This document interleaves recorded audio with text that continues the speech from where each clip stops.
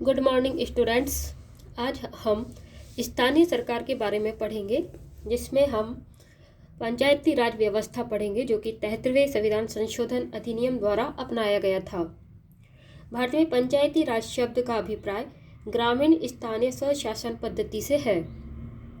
यह भारत के सभी राज्यों में जमीनी स्तर पर लोकतंत्र के निर्माण हेतु राज्य विधानसभाओं द्वारा स्थापित किया गया। इसे ग्रामीण विकास का दायित्व सौंपा गया है। 1992 के 73वें संविधान संशोधन अधिनियम द्वारा इसे संविधान में शामिल किया गया। पंचायती राज का विकास, इसमें सर्वप्रथम बलवंत राय मेहता समिति का गठन किया गया। जनवरी 1957 में भारत सरकार ने सामुदायिक विकास कार्यक्रम 1952 तथा राष्ट्रीय विस्तार सेवा 1953 द्वारा किए गए कार्यों की जांच और उनके बेहतर ढंग से कार्य करने के लिए उपाय सुझाने के लिए एक समिति का गठन किया। इस समिति के अध्यक्ष बलवंत राय मेहता थे। समिति ने नवंबर 1957 को अपनी रिपोर्ट सौंपी और लोकतांत्रिक विकेंद्रीकरण की योजना की सिफारिश की, जो कि अंतिम रूप से पंचायती राज के रूप में जाना गया। इस समिति द्वारा कुछ विशिष्ट सिफारिशें की गई थी, जो कि हैं कि जिसमें 3 स्तरीय पंचायती राज पद्धति की स्थापना, जिसमें गांव स्तर पर ग्राम पंचायत,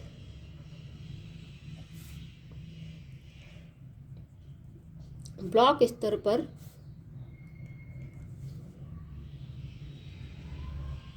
पंचायत समिति और जिला स्तर पर जिला परिषद।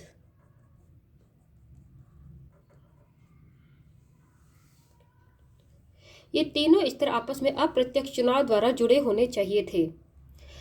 इसमें था ग्राम पंचायत की स्थापना प्रत्यक्ष रूप से चुने प्रतिनिधियों द्वारा होना चाहिए, जबकि पंचायत समिति और जिला परिषद का गठन अप्रत्यक्ष रूप से चुने सदस्यों द्वारा होना चाहिए था। ग्राम स्तर का चुनाव प्रत्यक्ष तथा पंचायत समिति और जिला परिषद के सदस्यों का चुनाव अप्रत्यक्ष होना चाहिए था। सभी योजना और विकास के कार्य इन निकायों को सौंपे जाने चाहिए। पंचायत समिति को कार्यकारी निकाय तथा जिला परिषद को सलाहकारी, समन्वयकारी और पर्यवेक्षण निकाय होना चाहिए। जिला परिषद का अध्यक्ष जिलाधिकारी होना चाहिए। इन लोकतांत्रिक निकायों में शक्ति तथा उत्तरदायित्व का वास्तविक स्थानांतरण होना चाहिए। इन निकायों को पर्याप्त स्रोत मिलने चाहिए ताकि ये अपने कार्यों और जिम्मेदारियों को संपादित करने में समर्थ हो सके। भविष्य में अधिकारों के और अधिक प्रत्यायन के लिए एक पद्धति भी विकसित की जानी चाहिए। समिति की इन सिफारिशों को राष्ट्रीय विकास परिषद द्वारा जनवरी 1958 में स्वीकार किया गया। परिषद ने किसी विशिष्ट प्रणाली या नमूने पर जोर नहीं दिया और यह राज्यों को छोड़ दिया गया कि वे अपनी स्थानीय समिति के अनुसार इन नमूनों को विकसित करें, किंतु बुनियादी सिद्धांत और मुख्य आधारभूत विशेषताएं पूरे देश में समान होनी चाहिए। राजस्थान देश का पहला राज्य था जहां पंचायती राज की स्थापना हुई। राजस्थान पूरे देश का पहला राज्य था जहां पंचायती राज व्यवस्था की स्थापना हुई। इस योजना का उद्घाटन 2 अक्टूबर 1959 को राजस्थान के नागौर जिले में तत्कालीन प्रधानमंत्री पंडित जवाहरलाल नेहरू द्वारा किया गया।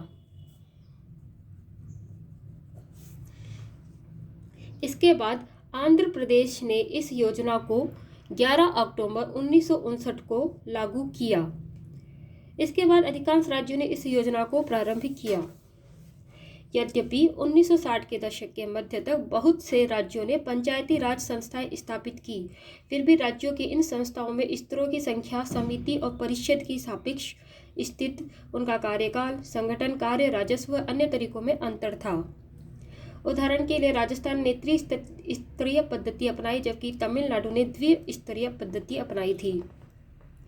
पश्चिमी बंगाल ने 4 स्तरीय पद्धति अपनाई। इसके अलावा राजस्थान आंध्र प्रदेश पद्धति में पंचायत समिति मजबूत थी, क्योंकि नियोजन और विकास की इकाई ब्लॉक थी, जबकि महाराष्ट्र, गुजरात पद्धति में जिला परिषद शक्तिशाली थी क्योंकि योजना और विकास की इकाई जिला थी। कुछ राज्यों ने न्याय पंचायत की भी स्थापना की जो छोटी दीवानी या आपराधिक मामलों के लिए थी।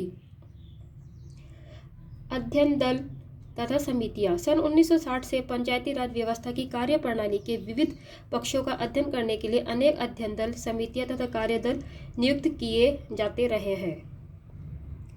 अशोक मेहता समिति।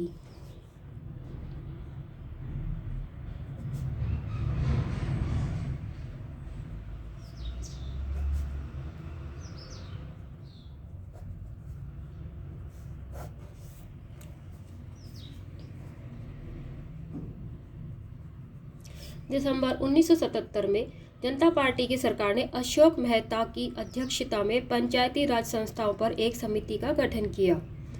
इसने अगस्त 1978 में अपनी रिपोर्ट सौंपी और देश में पतोन्मुख पंचायती राज पद्धति को पुनर्जीवित और मजबूत करने हेतु 132 सिफारिशें की थी, जिनमें कुछ सिफारिशें हैं कि त्रिस्तरीय पंचायती राज पद्धति को द्विस्तरीय पद्धति में बदलना चाहिए। बलवंत राय ने त्रिस्तरीय पद्धति की अनुशंसा की थी और अशोक मेहता समिति ने द्विस्तरीय पद्धति की अनुशंसा की। जिला परिषद जिला स्तर पर और उससे नीचे मंडल पंचायत में 15,000 से 20,000 जनसंख्या वाले गांवों के समूह होने चाहिए। राज्य स्तर के नीचे लोक निरीक्षण में विकेंद्रीकरण के लिए ही प्रथम बिंदु होना चाहिए। जिला परिषद कार्यकारी निकाय होना चाहिए और वह राज्य स्तर पर योजना और विकास के लिए जिम्मेदार बनाया जाए। पंचायती राज चुनाव में सभी स्तर पर राजनीतिक पार्टियों की अधिकाधिक भागीदारी हो, अर्थात अशोक मेहता समिति ने राजनीतिक पार्टियों को भागीदारी बनाया। अपने आर्थिक स्रोतों के लिए पंचायती राज संस्थाओं के पास कराधान की अनिवार्य शक्ति हो, अर्थात पंचायती राज संस्थाओं के पास कर इकट्ठा करने की अनिवार्य शक्ति हो। जिला स्तर के अभिकरण और विधायकों से बनी समिति द्वारा संस्था का नियमित सामाजिक लेखा परीक्षण होना चाहिए ताकि यह ज्ञात हो सके कि सामाजिक एवं आर्थिक रूप से सुभेद्य समूह के लिए आवंटित राशि उन तक पहुंच रही है अथवा नहीं।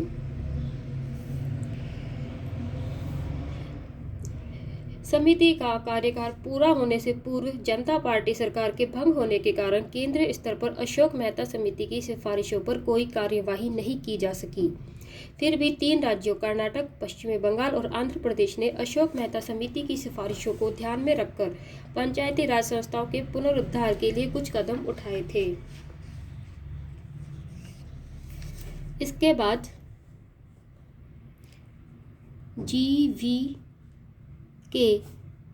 राव समिति बनी।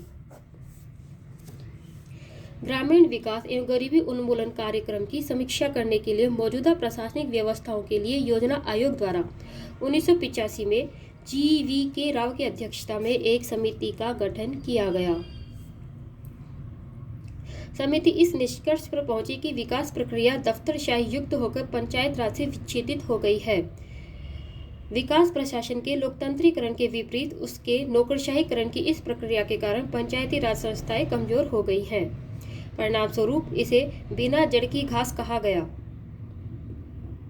पंचायती राज व्यवस्था नौकरशाही के कारण कमजोर हो गई थी, अतः पंचायती राज को बिना जड़ की घास कहा गया। अतः समिति ने पंचायती राज पद्धति को मजबूत और पुनर्जीवित करने हेतु कुछ सिफारिशें की, जिसमें जिला स्तरीय निकाय अर्थात जिला परिषद को लोकतांत्रिक विकेंद्रीकरण में सर्वाधिक महत्वपूर्ण स्थान दिया गया। यह कहा गया कि नियोजन एवं विकास की उचित इकाई जिला है तथा जिला परिषद को उन सभी विकास कार्यक्रमों के प्रबंधन के लिए मुख्य निकाय बनाया जाना चाहिए। ये उस स्तर पर संचालित किए भी जा सकते हैं।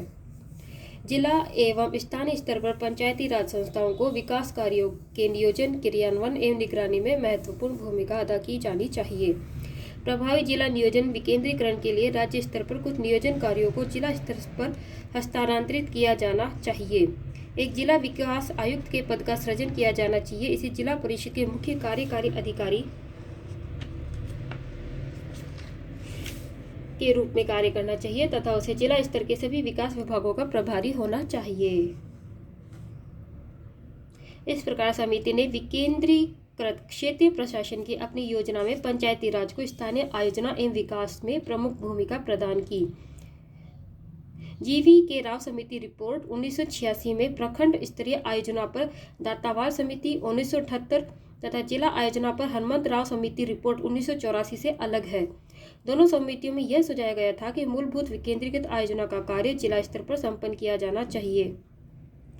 हनुमंत राव समिति ने जिला अधिकारी अथवा किसी मंत्री के अधीन अलग जिला योजना निकायों की वकालत की थी। इन मॉडलों में जिलाधिकारी की विकेंद्रीकृत आयोजना में महत्वपूर्ण भूमिका बनती है। हालांकि समिति का कहना था कि विकेंद्रीकृत आयोजना की इस प्रक्रिया में पंचायती राज संस्थाओं को भी जोड़ा जाए।